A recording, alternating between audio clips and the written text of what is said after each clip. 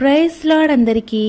ఈరోజు అపోస్తలుడైన పౌలు కొరింథీలకు వ్రాసిన మొదటి పత్రిక 12వ అధ్యాయం చదువుకుందాము.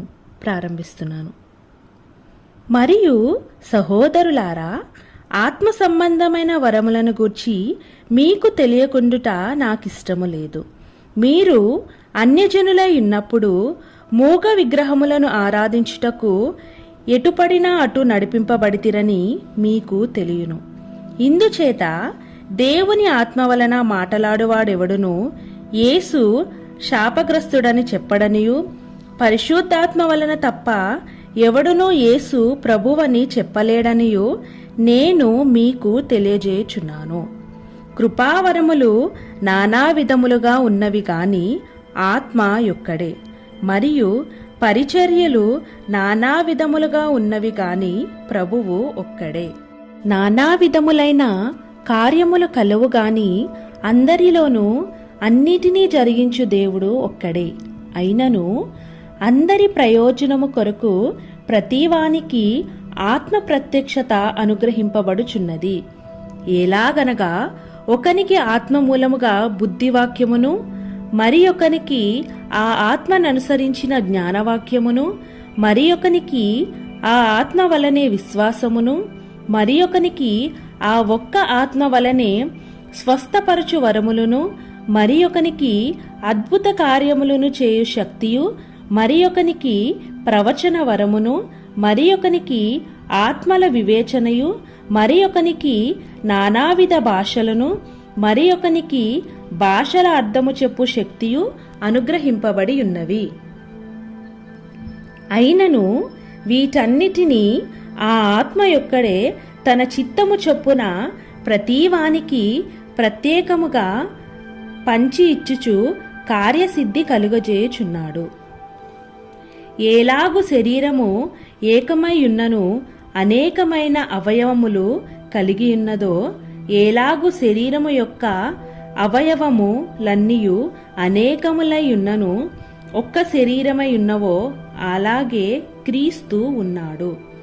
ఎలాగనగా యూదులమైనను, గ్రీసు దేశస్థులమైనను, దాసులమైనను, స్వతంత్రులమైనను మనమందరము ఒక్క శరీరములోనికి ఒక్క ఆత్మయందే బాప్తిస్మము పొందితిమి.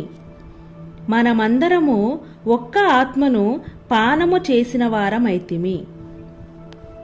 శరీరమొక్కటే అవయవముగా ఉండక అనేకమైన అవయవములుగా ఉన్నది. నేను చెయ్యి కాను గనుక శరీరములోని దానను కానని పాదము చెప్పినంత మాత్రమున శరీరములోనిది కాకపోలేదు. మరియు నేను కన్ను కాను గనుక శరీరములోని దానను కానని చెవి చెప్పినంత మాత్రమున శరీరములోనిది కాకపోలేదు. శరీరమంతయు కన్నైతే వినుట ఎక్కడా? అంతయు వినుట అయితే వాసన చూచుట ఎక్కడా? అయితే దేవుడు అవయవములలో ప్రతిదానిని తన చిత్త ప్రకారము శరీరములో నుంచెను. అవన్నీయు ఒక్క అవయవమైతే శరీరమెక్కడా? అవయవములు అనేకములైనను శరీరమొక్కటే. గనుక కన్ను చేతితో నీవు నాకక్కరలేదని చెప్పజాలదు, తల పాదములతో మీరు నాకక్కరలేదని చెప్పజాలదు. అంతేకాదు, శరీరము యొక్క అవయవములలో ఏవి మరి బలహీనములుగా కనబడునో అవి మరి అవశ్యములే. శరీరములో ఏ అవయవములు ఘనత లేనివని తలంతుమో ఆ అవయవములను మరీ ఎక్కువగా గనపరచుచున్నాము. సుందరములు కాని మన అవయవములకు ఎక్కువైన సౌందర్యము కలుగును. సుందరములైన మన అవయవములకు ఎక్కువ సౌందర్యం అక్కరలేదు.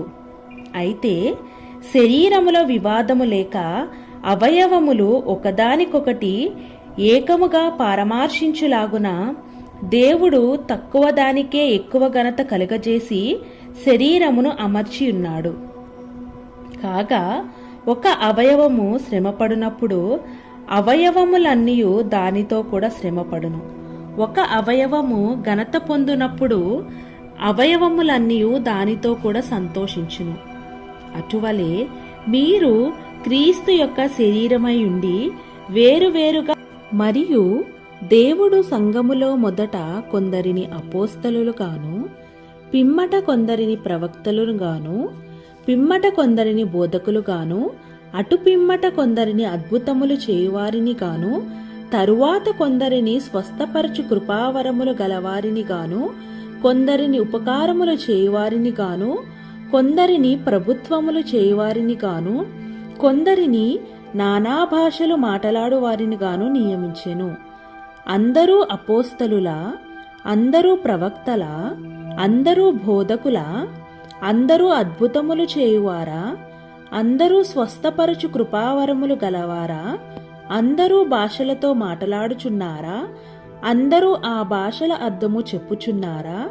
కృపావరములలో శ్రేష్టమైన వాటిని ఆసక్తితో ఆపేక్షించుడి.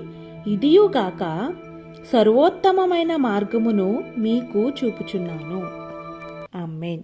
ప్రభువైన యేసుక్రీస్తు వారు ఈ వాక్యమును దీవించి మన జీవితాలలో నెరవేర్చునుగాక. ఆమేన్.